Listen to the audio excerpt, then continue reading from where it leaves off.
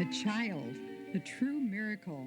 He's all there, little fingers and toes, a gift with no equal. Ideally, the result of the finest ecstasy known to man, the union of mind, body, and spirit, two in one flesh. To bear a man's child, the ultimate compliment. What happiness! What travail, but worth every pain! What commitment! A great price with a great reward. Look at the cord, the thread of life, linking all of us and going all the way back to the beginning, in touch with God. And now, let's get acquainted with this new little person, the new life that has been placed in our hands. Second your thumb already. After the baby has left the warmth of the womb, one of the things that we watch very closely is the temperature. It is taken under the arm every hour for 4 hours. When a baby gets cold, he uses up his sugar stores as fuel to stay warm.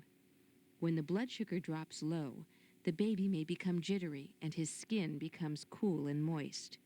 In that case, we do a blood sugar test with 1 tiny drop of blood. If it is low, we feed the baby immediately. The temperature should be between 98 and 98.6. If the temperature falls below 97.6, we put the baby under warming lights until it reaches 98 degrees. Otherwise, we wrap the baby in heavy warm blankets and keep his cap on, since a lot of heat can be lost from the head. The baby's weight, length, and head circumference are measured to provide the baseline for recording his future growth and development. We also do a Dubowitz exam to determine how mature the baby is. This is different from the APGAR exam, done at birth, which looks at color, muscle tone, and reflexes to determine the condition of the baby. A premature infant has features different from a mature full-term baby, but the condition may be the same, so the infant's age, weight, condition, and characteristics determine the plan of care.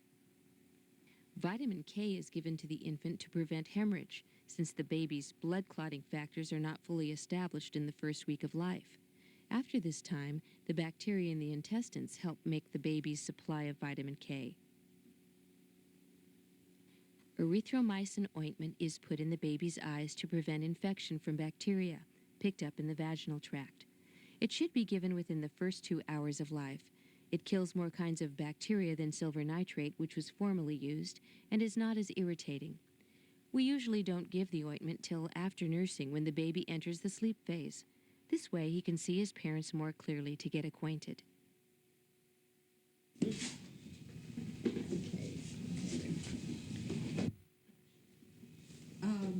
Maybe I should give you a few more instructions. Now, with a new baby, oftentimes the baby is very mucousy. When he makes swallowing motions, then he's dealing with his mucus. He's trying to get it up or down. And usually they swallow it and it passes out and it's okay. If he can't manage it, he can turn a little dusky if he's, choking on it and he's gagging. If he does that, he can get a little dusky, right. It gets a little gray looking. And then when you see he's turning gray like that, you pick him up football style like this. Yeah. And support his head. And this time you want to put your fingers around his ears.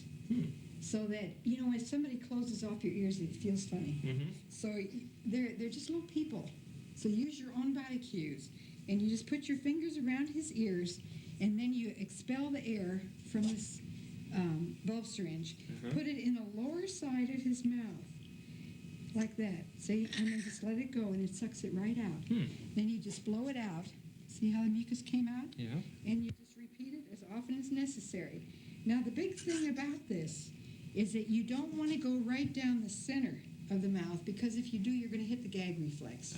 Okay. And then you're going to make him even more miserable. And the poor kid, he's gagging and choking. So just sort of down in his cheek. Right. And you don't go down the throat like that, but just toward the back of the mouth, on the side, just toward the back of the jawbone right there, see? And that way you're not disturbing your baby at all, and you're helping him get rid of whatever it is that ails him.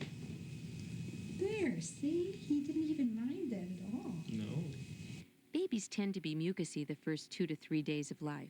They can choke if they spit up while lying on their backs. For this reason, it is best to keep the infant on his side. A rolled-up blanket placed behind his back will keep him from rolling back onto his back. After the cord falls off, the best position is on his stomach.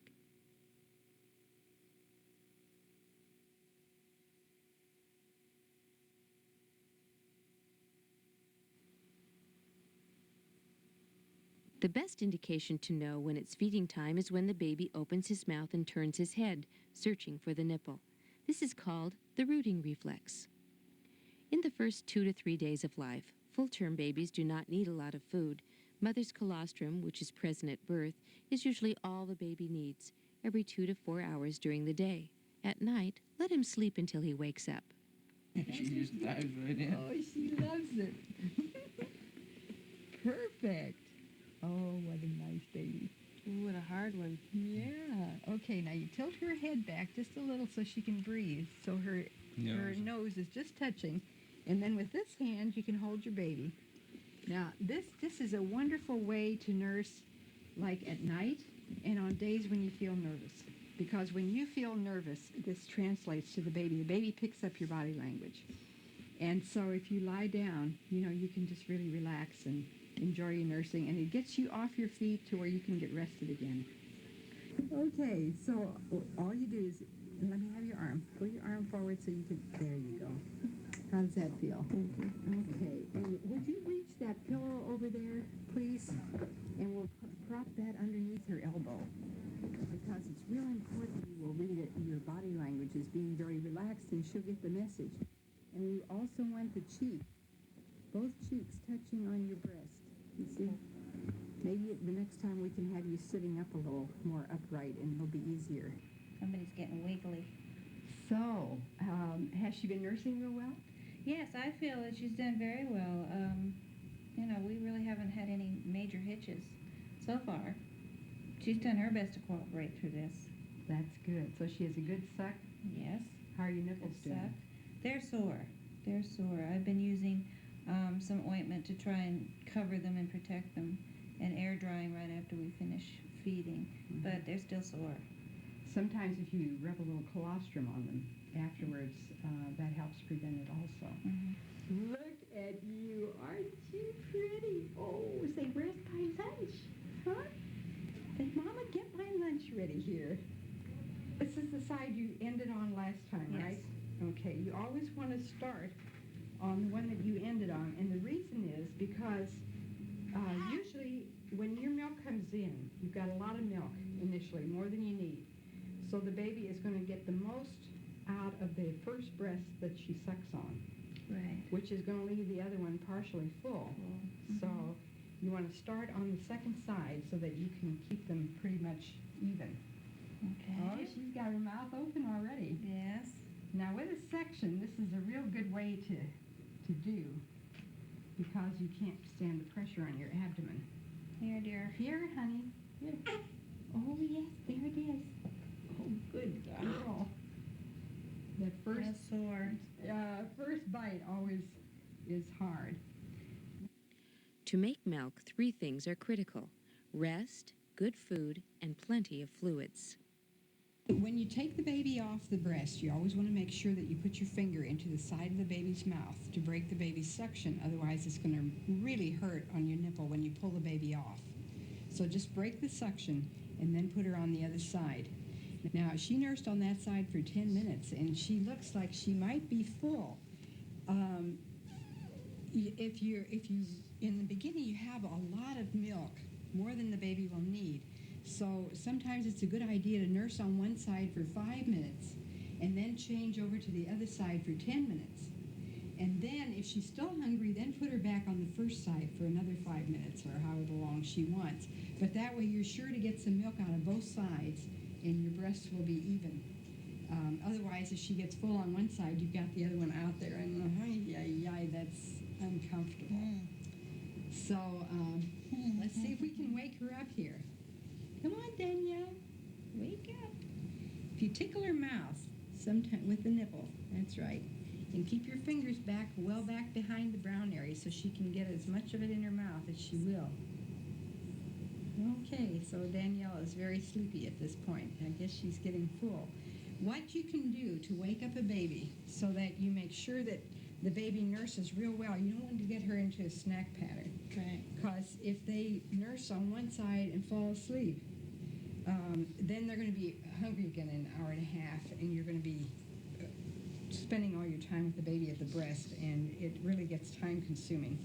So if you unwrap her sometimes and stimulate her a little bit, you might want to check the diaper. What you can do is put the baby on one breast first and then check the diaper. If she is dirty, then of course changing her diaper is going to stimulate her and wake her up, and she is not wet. So we'll just close her back up. Okay, Danielle, it's dinner time. It's time to eat. Come on, wake up, darling. And sometimes they won't eat if they have a burp. So you just try to burp them a little bit, and then they'll eat more. Oftentimes when the babies are nursing like this, they say, well, I fell asleep for the second breast. We get them to the nursery. By the time we get them there, the They're baby awake. burps, and then they have room, once because the stomach is expanded with the air, and it makes them think they're full, and they're not. Right. So once the burp comes up, then they can eat some more. So, okay, Danielle, it's time for seconds. Yeah, it's time for seconds. Your mama's got it ready. Come on. Come on. Oh, here's something good. I think she's got her foot stuck here. Yeah, there you go. Okay, she's got her hands up there too. Yeah, let's get your hands out of the way. Yeah. That's what Okay. you want, darling. Come on. Yeah, there she goes. Almost. She's hunting for it. There, now she's got it. Good. Well, we have her in a perfect position right now with both cheeks touching your breast. That's so important. Okay. Come on, Danielle. So you see how just unwrapping and a little bit of stimulation can make a lot of difference with how she's going to do. Oftentimes, when you come home and the baby is so hungry and just screaming, it's just good to put him right on the first breast and let her get a little something so you can pacify her first, and then change your diaper and all that. And then if she falls asleep at the second side, that's fine. Just let her Yes. sleep. Also, sometimes if you're engorged, if your milk is just full and you have a problem with letdown, you say, well, what's a letdown? When the baby's nursing on one breast and you begin dripping on the other side, you know your milk has let down. Let me see. Otherwise, if the milk doesn't let down, the baby can suck and suck and the milk is not coming down. The ducts are closed. And what you can do to help them open up is to take a wet bath towel, wring it out under real warm water, and stick it over your breast underneath your arms, because there's a lot of milk glands in the back. So stick that under your arms and cover it with a dry towel so you keep the heat in. And do that for like 5 minutes before you nurse, and it'll soften up your breasts, and the baby will be able to get on the breast better. She's doing good. Now, you see those nice long sucks that she's taking? When the milk comes in, that's the way they nurse. In the beginning, remember how they were just little short Little sucks? short. When She'd the stop a colostrum. lot. Yeah, right. And they pull off, and it's like they're checking out how you feel about nursing. They look at you and want to know, how is this all right? Can I go now? ahead? Yeah, they're so cute. So, but now, see, she's down to business. She had her 3 days of practice. She's eyes closed, and she's and she's very focused. She's got nice long sucks, you can tell. And then your milk is in then. If your baby is wetting, having bowel movements, and gaining weight, you know she is getting what she needs. And it's hard to find time to rest when you come home with a new baby and you've got your whole schedule that you're going to change around. You've got visitors dropping in, and I want to warn you immediately. Try to become assertive and say to the visitors, I really have to nurse the baby right now, and I have to lie down to do that because I'm just exhausted.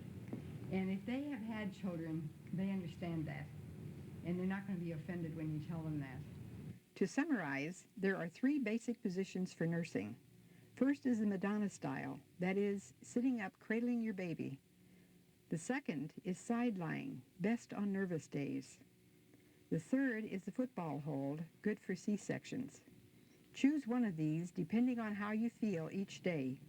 Getting your body into a comfortable position will help you and your baby enjoy it.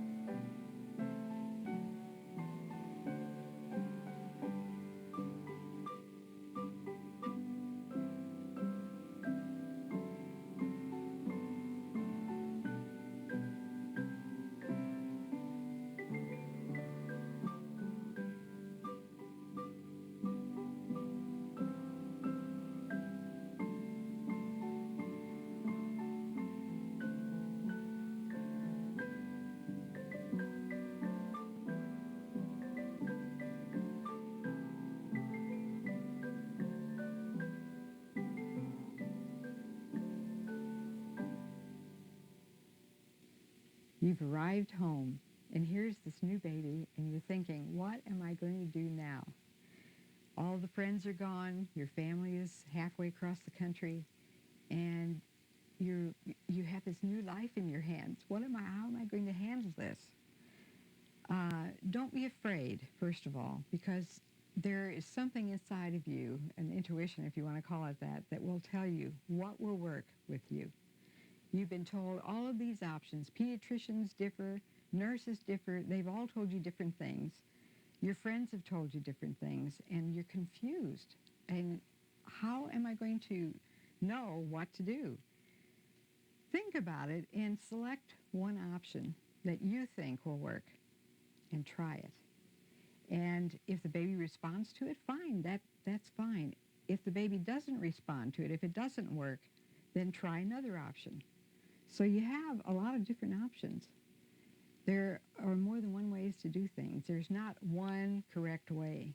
And your baby will tell you if she's happy with it. And that's all that counts. If your baby settles, you did the right thing. If the baby doesn't settle, keep trying. You'll find it. Handling your baby, you'll gain confidence with time. And always remember, when you first arrive home, you're feeling really fatigued. This is one of the most exhausting days that you'll experience, is coming home. You're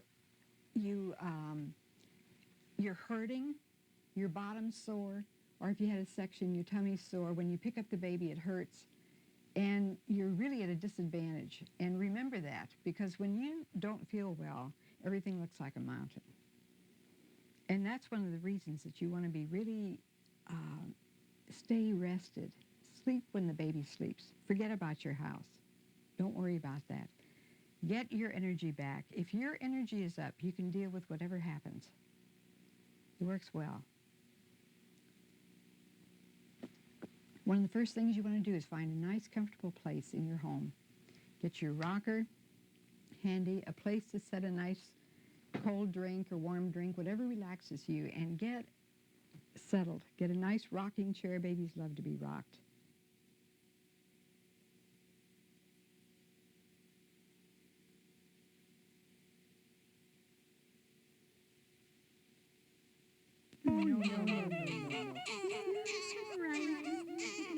Babies are born with different personalities. Some are more difficult to settle than others. Trying to calm yourself is the first step. You can usually do this only if you are rested. Babies respond to calmness. Talk quietly to her or sing while rocking. Changing the baby's position will help you discover which is more comfortable for her. Time her crying. 1 minute of crying can seem like 5, especially when you are anxious. Look for a crying pattern. Is it before or after eating? Is it with stools? Has the baby been stooling and voiding today? Be sure to check with your pediatrician if your baby continues to fuss or in the absence of stooling or voiding. Know when her last bowel movement was. So usually they have at least one a day, sometimes more. Mm-hmm. And then you want to look at the character of the stool. Initially, it's going to be black. and this is the meconium stools. Yes. And what that is, it's the lining of the intestine which she's shedding. And once all that lining is gone, then the stool begins to be a normal color, like yellow or green or tan, curded when the breast milk comes in. And your breast milk doesn't come in for 3 days, usually on the 3rd day. Establishing routine feeding times gives the baby's bowels a rest between feedings. Constant snacking tends to make a baby fussy because of gas pains. Swaddling a baby often has a calming effect because it feels like the familiar tight boundaries of the womb. If they're real fussy, it helps to swaddle the baby. And when you swaddle it, you put the blanket long ways crosswise, this way.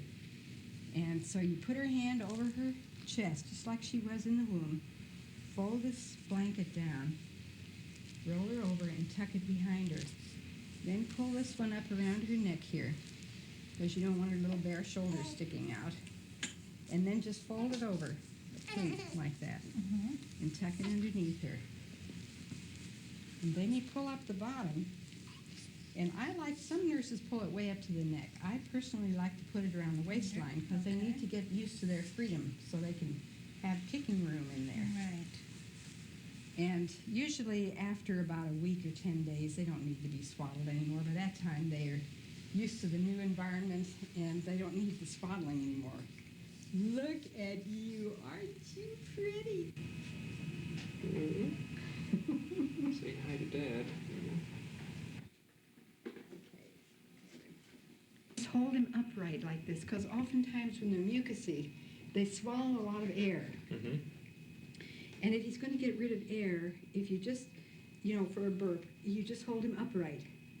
He can get rid of air that way, his gas or whatever, upright like that. And they can burp in this position. Bless you. So it doesn't have to be over the shoulder. Like No, you always just say. so it's upright. Mm-hmm. Over the shoulder, this way, leaning forward. Those are all alternate positions. If one doesn't work, try another one. And you pat him on the back? Or? Right. You don't even have to. You can massage him, or just holding him in this position will make it come right up. Understanding your baby's language and responding to it will give you an air of confidence that your baby will respond to.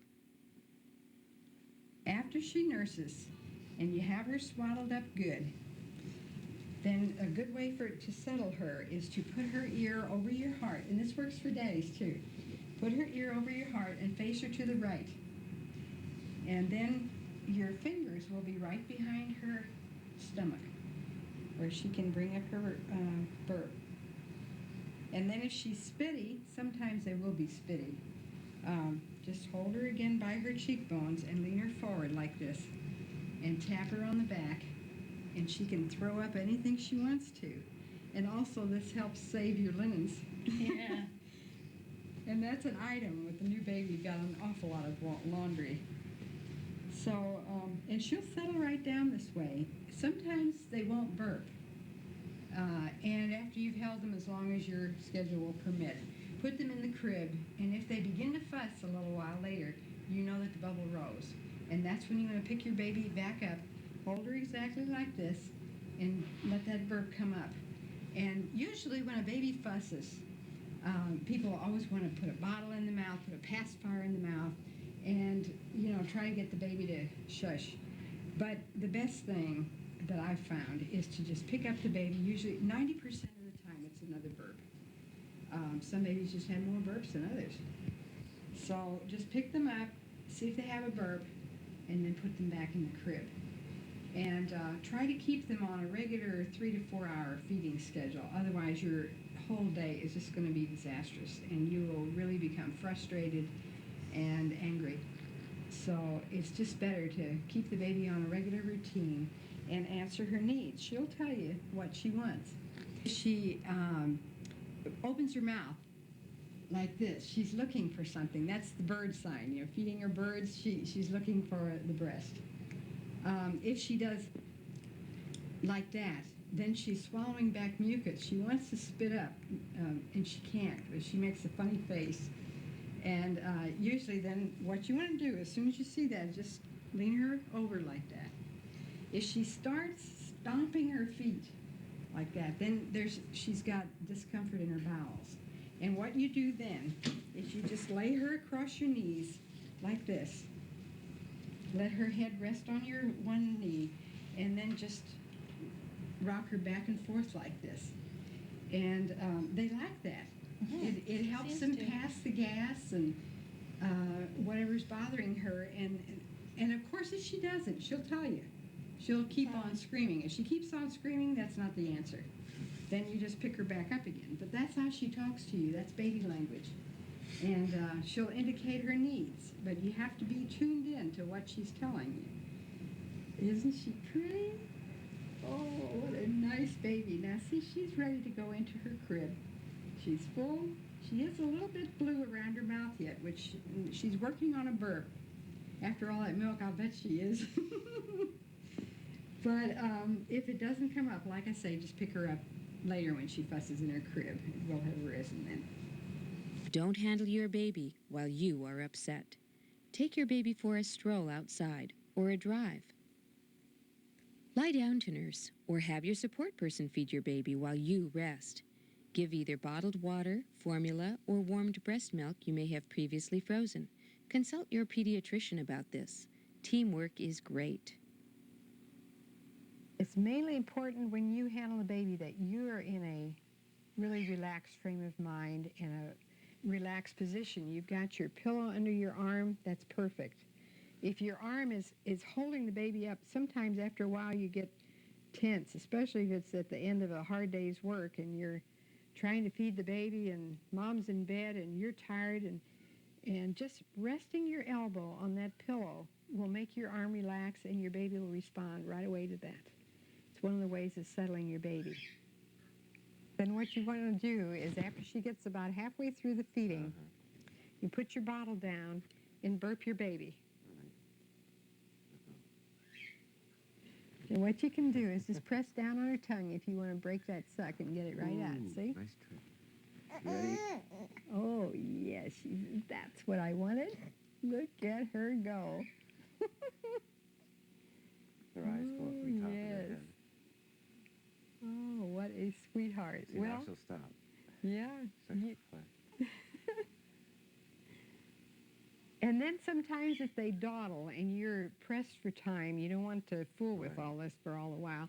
If you put a little traction, just pull back on it a little bit, they think they're going to lose it and they'll just suck real hard.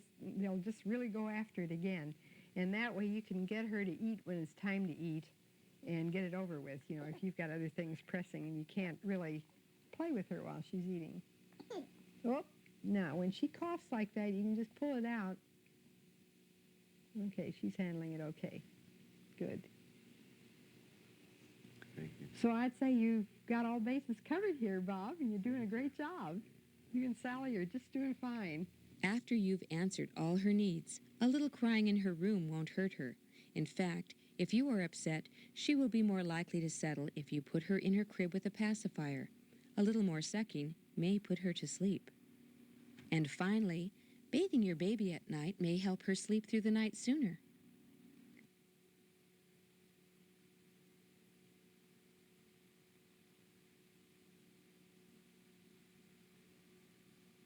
Now, before you bathe your baby, you always want to think about where are you going to put the baby when you finish. So you want to open up your nursery window, especially if there's a smoker in the house. You want to air this baby's room out. So you want to open the window, strip your baby's bed if you need to, get it all ready so that as soon as the baby is through with her bath and she's nursed, you can put the baby right to bed and she'll settle for a good long time because she's got this nice fresh air and a good place to sleep. So then you want to get your equipment together. You can do it either with a little tub in the sink, or you can use the sink. Clean your sink real well and just put a washcloth in the bottom of the sink and use the sink as is. Or you can use one of these little bassinet type things. And you can either use that in the sink or you can take it to your bathtub and just kneel down by the bathtub and bathe your baby there. Whatever is comfortable for you, that's what's important.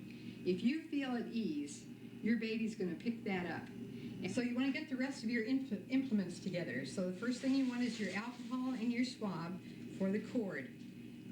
And you can have either a swab or a cotton ball, but not the cosmetic puffs because the little strings can act as a foreign body and cause infection. So you want to stick with the real cotton. Then you want your washcloth.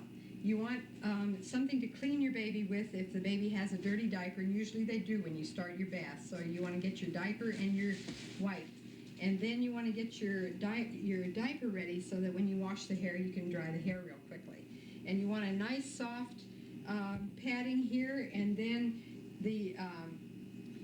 this way, so that when the baby gets exposed, you just wrap her right in this towel. So you're all set now for your baby. She's fussy before it's bath time. Nurse her on one side, and then do her bath, and then nurse her on the other side. That sounds good. Yeah, if you nurse her on both sides, she's going to be full, and when you have a baby who's full and you handle them a lot, they tend to spit up. Sure. So just nurse her on one side first.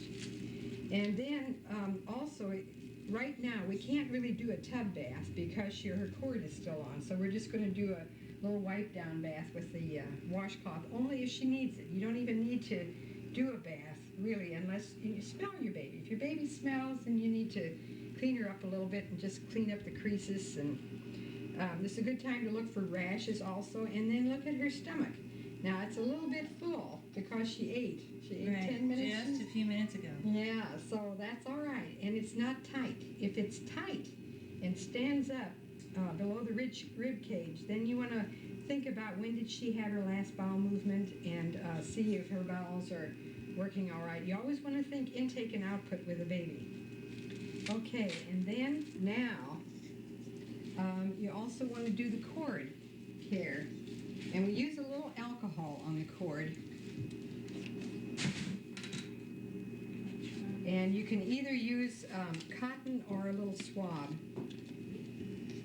You just want to clean down around the base. You don't want to get too vigorous with it because if you get too vigorous, it can cause bleeding, especially toward the end when the cord is getting ready to fall off. So then, now after the cord falls off, then we're going to do the regular bath. Oftentimes, a nighttime bath works very well because babies are usually up all night long, and the sooner you can get them to sleep at night, the better. Bathing a baby and feeding him and putting him in a nice warm bed will help him to sleep through the night sooner. So you can do it at night very nicely.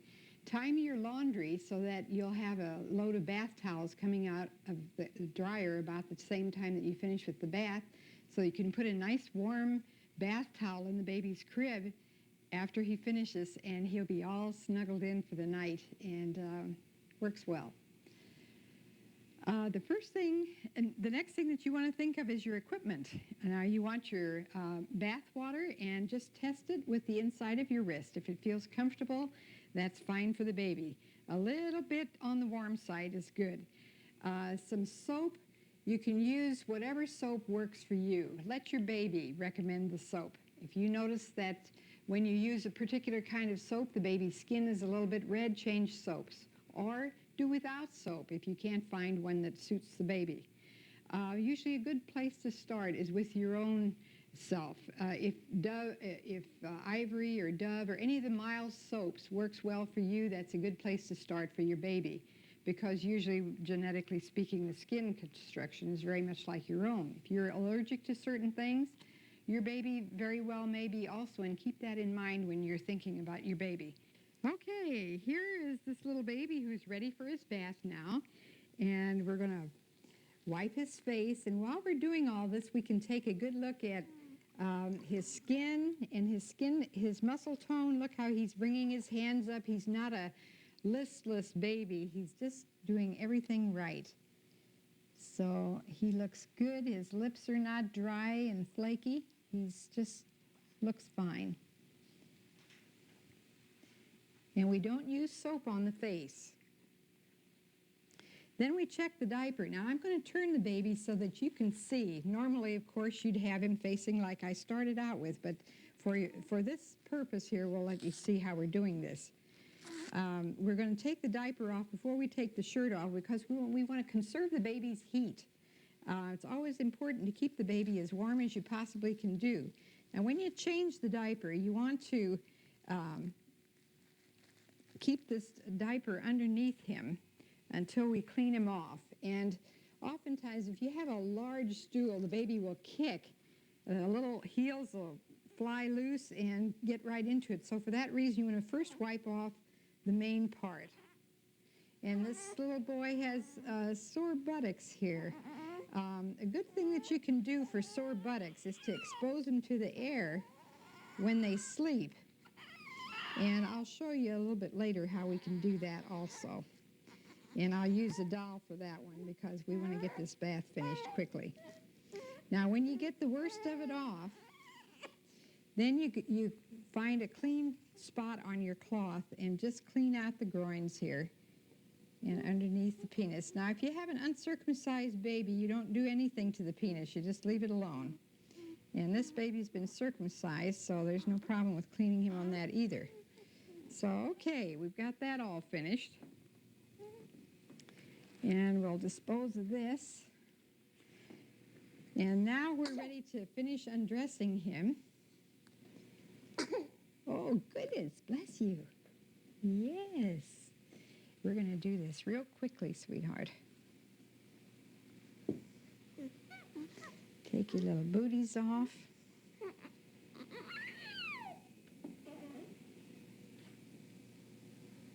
you go. And then you could just soap up a little bit of soap on your washcloth. You don't need a lot of soap for the baby, and just go quickly over your baby, real fast like this.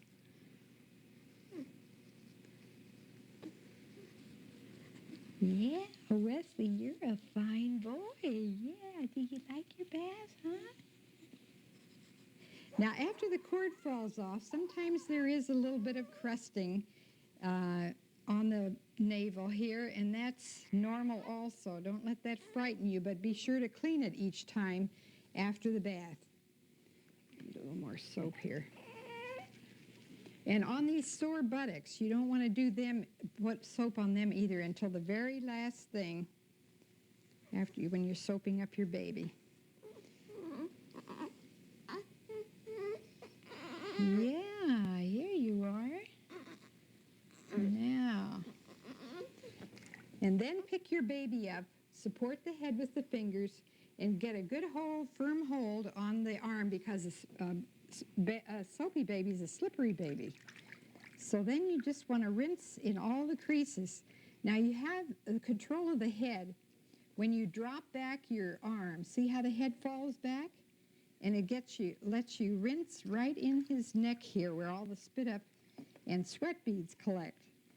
I'm trying to hold him here so that you can see. Yeah, it doesn't have to be this awkward. No. So how do you like that, huh? That feels pretty good, huh? Now, some people put sponges in their bathtubs, and that's all right.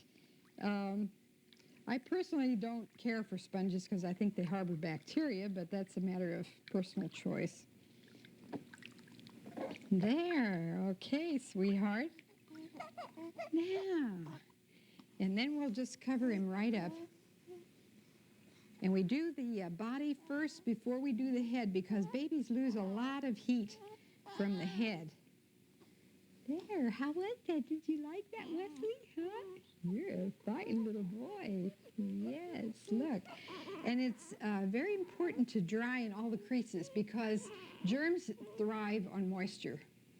And you prevent a lot of rashes. If you straighten out their little arms, lift them up and make sure that you dry under the armpits, and on into the groins here. Yeah, on the back of the knee. We'll get you all dry, honey. And just keep your baby covered as much as possible. You don't need a lot of lotions and powders. Yes, you're a good boy. We don't recommend any of those. If you want to give your baby a little massage, you can use a little lotion for the massage. But otherwise, it's really not important. Now, for the sore bottom, what you can do is put your baby in the bed and prop him like this on his tummy. Here, Wesley. Here, come on. Now, and put this diaper this way underneath your baby. And then they usually go to sleep like this. And you can just prop this diaper right here. Be sure to put a blanket over the baby while he sleeps, leaving only the buttocks exposed.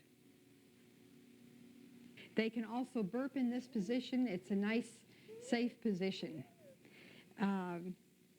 There's no problem on it, whether it's a boy or girl. All you just have to remember is to make sure that you dry in the creases. That's the important thing.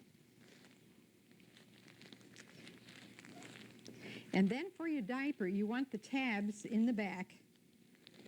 And when you diaper a baby with the cord on, you're going to fold the diaper down like this so that the cord is exposed to the air. I hope you can see all that right here.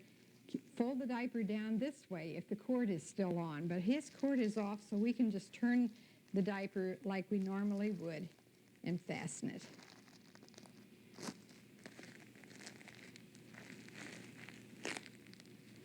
Okay, now he has a little bit of crusting left on his umbilicus here, and I was careful not to get the water submerged, get the navel submerged in the water. And so then you just want to clean off the crusting with a little alcohol, and a Q-tip works very nicely for this also.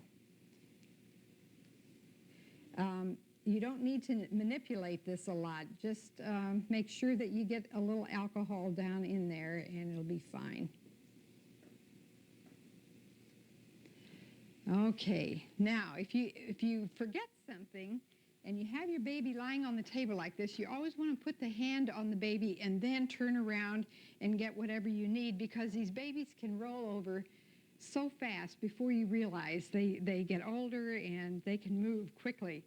And also for the same reason, when you have them in the water, you want to keep that arm held very tightly, because they use their feet and they will just jump up in the water like that. So to wash his neck real good, you'll notice when I had him in the bathtub, all you have to do, this arm controls his head. If you drop this arm, notice how his head falls back, and then you can wash in his neck here where all the spit up and the sweat beads collect, and just raise his head back up. So you see you have perfect control of his head with this arm.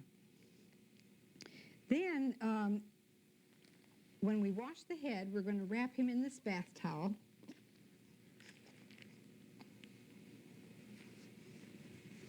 And we're not going to put the shirt on yet, because when you wash the hair, you always manage to get the shirt wet. You put the diaper on, but you don't put the shirt on. So we're going to hold him like this, football style, and soap up his head with some water here, just a little bit of soap. Yeah, we're going to give you a shampoo, sweetheart. Yeah, did you have a shampoo lately, huh? Yeah, look at this. Oh, you're a fine boy. Yeah. And then take your comb and just run through his hair, first with the thick side of the comb, especially if you have a baby that has a lot of hair. Go through with the wide teeth first, and that way you'll get all the knots out. And then rinse your comb and go through with the fine side. Yes, you're just a fine little boy. Look at you. And then you just rinse it off real well. Yes, you like that, don't you? Huh? Babies usually like their shampoo. Yes, you're a sweet baby. Soap residue can cause rashes, so it's very, very important to make sure that you rinse real thoroughly. And then you have your diaper ready right here where we can dry his hair real quickly. Oh, don't cry, honey. Oh, let's settle down a little bit first. Yeah. And then you can, if you have a little hat or maybe one of those hooded bath towels that you can put the baby in afterwards, really helps a lot. keeps that heat in, because they have a lot of circulation to the head, and they lose a lot of heat in the head. So then when you finish the bath, you undress the baby. Here, don't cry, darling. Yeah, it's all right. It's okay. Here's your little shirt. Yeah, look at this. We're going to get you all dressed up. Yeah, you're going to get some company. We have to see a pretty baby here. Yes, you're just a fine boy. Yes, let's get this wet towel out of the way here. And if you have trouble getting an arm in a sleeve, just take your finger and open it up, and then put the baby's hand through and pull your shirt down. There you are. How's that, huh? Does that feel better? Yeah, you're just a good boy. My goodness, such a star you are. Yes, look at here. Get you all buttoned up. Well, you are a good little baby. Nope, I got this button in the wrong place here. Now you're all ready to have your dessert and then go to sleep. And put your little socks back on, because the feet also, if you keep the feet warm, you tend to keep the temperature up better. So there we are. We'll put him in a little blanket here. And this time, instead of swaddling him like we did before, we're going to put him so that he can have his head covered. Yeah, like this. Right.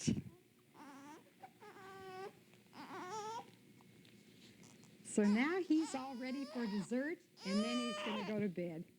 Oh, look at this boy. He's all ready now to go to bed. Yes. Now, if he's fussy and you're upset, it helps sometimes if you'll just put him in his crib with his pacifier. Because when you handle a baby when you're upset, he knows it, and he's not going to settle. So sometimes just putting him down in his crib, and you want to prop him on his side, and then you can just cover him with this warm bath towel right out of the dryer and get him all snuggled in a nice warm blanket, and he should sleep for a nice long time.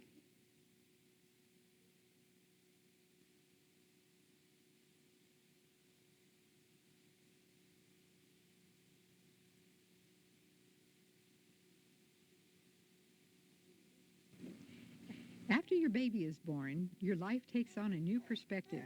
As one father said, even the stars look different. Your body has fulfilled its design. Your life has a new meaning and purpose. Your goals and priorities are changed, and you are now a model for your child. While there's a sense of joy and fulfillment in this, it may also seem like an awesome responsibility. Kelly, you came home from the hospital, and your boys are now Almost 6 months old. almost 6 months. Uh-huh. I bet this has been a tough 6 months for you. It's been the hardest, I think, in my life that I've ever done, but it's getting easier, and a lot of joy. I think the hardest part was the first, I'd say, 6 weeks, because the babies were premature and we did have to feed them every 3 hours. When I came home, my husband was off for a week, so he helped me, and then my mother came. And I couldn't have done it without my mother, because she was such a big help. With a new baby, there's a shift in your relationship with your parents. They now see you no longer as children, but new parents. And you will be developing more understanding of them as you now see through parents' eyes. This is a good time for healing old hurts and starting anew. These graduate parents often make good consultants. At least they'll give you another option. And also, a great help to us was when friends would bring over meals.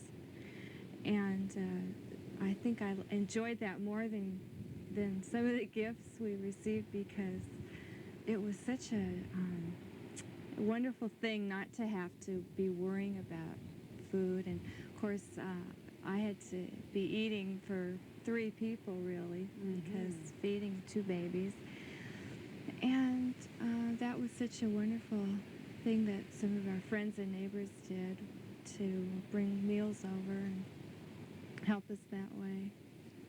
You said you felt abandoned when you left the hospital. Tell us about that.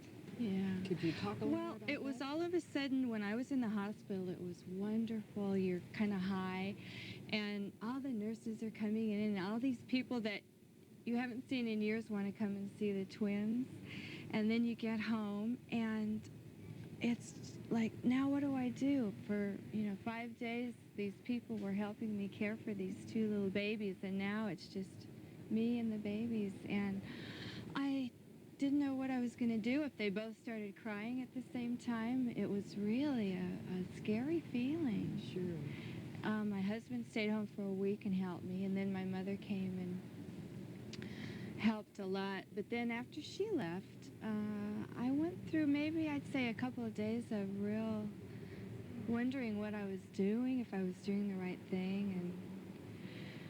But I guess you gain more confidence as time goes on. And So there have been days when you felt like tearing your hair out, yes, I'm sure. I had a lot of crying days. That's good. I'd have like 2, 3 really good days, and then I'd have a bad day. Mm-hmm. And just cry over anything. It's tiring. It's tiring. It is absolutely tiring. And if you could cry and let your feelings out, that was the best thing that you could have done. I think the hardest part's behind me now. I just try to spend a lot of time with the babies and play with them a lot. Try to stay rested. That's one of the greatest secrets of getting past this initial 6-week period.